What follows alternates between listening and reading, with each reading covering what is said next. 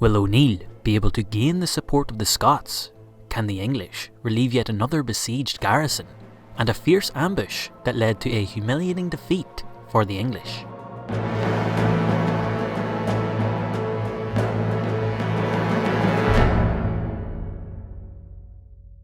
In the northeast of Ulster, the Crown's only foothold in Antrim was Carrickfergus, as well as a small garrison in Belfast Castle. To the east were the lands of the Clan Boy O'Neills, and to the north, the MacDonalds. The MacDonalds of Antrim were an Irish branch of the Scottish clan Donald. Their coat of arms, a lion, fish, cross and ship, symbolising courage, Christ and the sea. Their motto, perhaps there is worth in unity. The MacDonalds adopted a wait-and-see policy, without committing themselves fully to the Crown or the rebellion. In 1597, the recently appointed English governor of Carrickfergus, John Chichester, had enjoyed successes against the strongholds of the Clan Boy O'Neills, and was negotiating a parley with James McSorley MacDonald. Unbeknownst to the governor, James McSorley had met with Hugh O'Neill on the 1st of November, where O'Neill offered his daughter's hand in marriage, and more importantly, reinforced the Scots with 500 Irish shot. On the day of the parley, the governor marched to the meeting point 4 miles outside of Carrickfergus, where McSorley was sighted. Both sides were accompanied by hundreds of soldiers. This show of strength demonstrates the distrust between the two parties. At this point, the governor turned to his commander, Captain Marmion, and said, "Now, Captain, yonder be your old friends. What say you? Shall we charge them?" Marmion agreed, and the order to charge was given. The English cavalry charged straight into the Scots. The Scots took a stand and shot arrows at the English, while their foot soldiers attacked with great swords and axes. As a result, the English horse was held. The English foot had also engaged, and it was at this point that O'Neill's shot rose from the bushes and fired intensely into the flanks of the English.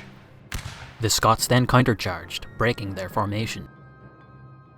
After an attempt to restore order, the governor was shot in the head and killed. Soon after, the remaining English fled. This key victory expelled the English from Carrickfergus and secured the northeast of Ulster. In 1597, the Lord Deputy of Ireland, Thomas Burgh, built a new fort on the River Blackwater, 5 miles northwest of the English garrison in Armagh. Soon after it was built, Hugh O'Neill laid siege to it. In 1598, with the besieged garrison running low on supplies, the English debated whether or not to abandon the fort, as it was too far into O'Neill's territory to be sustainable. O'Neill's arch-nemesis, Sir Henry Bagenal, argued that the fort should be resupplied, and in August 1598 he was appointed to lead the expedition. A substantial army of 4,000 troops were mustered and advanced to the garrison town of Armagh. The force was well equipped with musket and pike, and had substantial supplies as well as artillery, including a heavy cannon being drawn by oxen. O'Neill, who had an excellent intelligence network, was fully aware of the force that was being sent against him. He called on Red Hugh O'Donnell for assistance, who personally led a large army from Donegal and Connacht.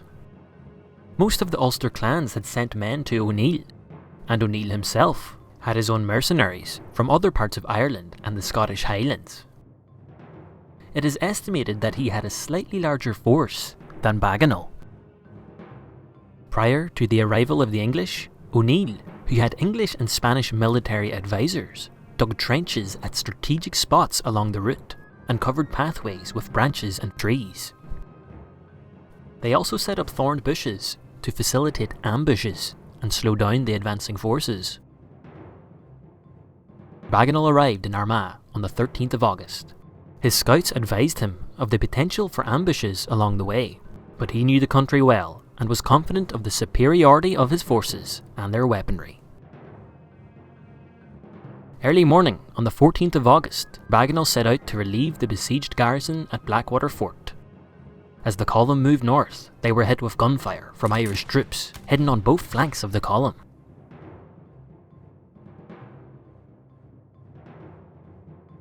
no resistance was met at the head of the column as it crossed the River Callan. Bagenal's forces were organised into 6 regiments, 2 forward, 2 centre and 2 rear. O'Neill, with the objective to disrupt Bagenal's formation, harassed his army with musketeers.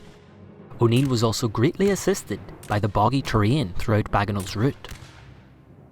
As they came under fire, the distance between the regiments increased, and they became isolated. As the front regiment pushed further, they crossed the Yellow Ford to an area of raised ground. Bagenal's following regiment lagged behind, burdened with supplies and artillery. The front regiment climbed a second hill, where they found a mile-long trench across their route. The trench was 5 foot deep and crested with thorns.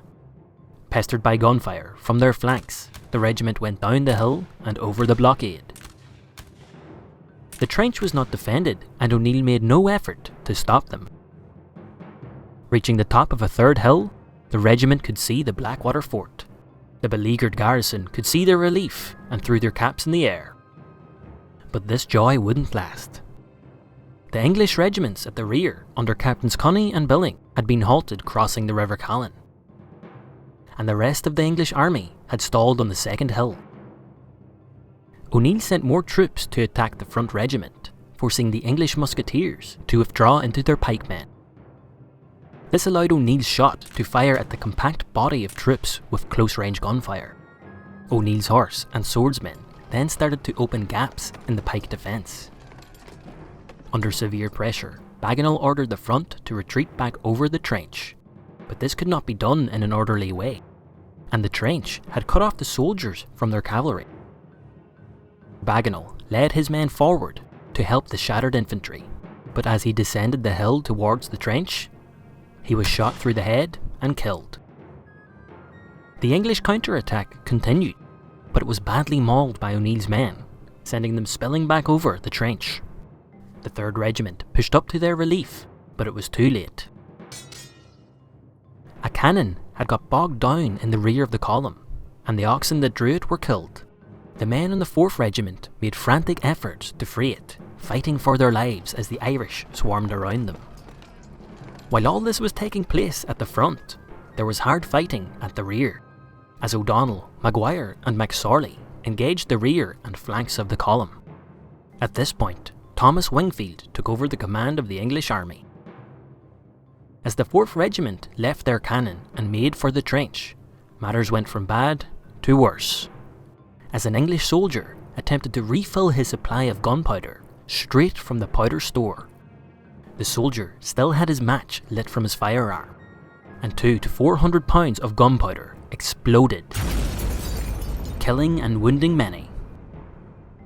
O'Neill, observing the confusion, seized the moment for a furious charge. The main body of the English had been already wavering after the explosion, and now there was a general advance from every direction. With little option, Wingfield ordered a retreat to Armagh.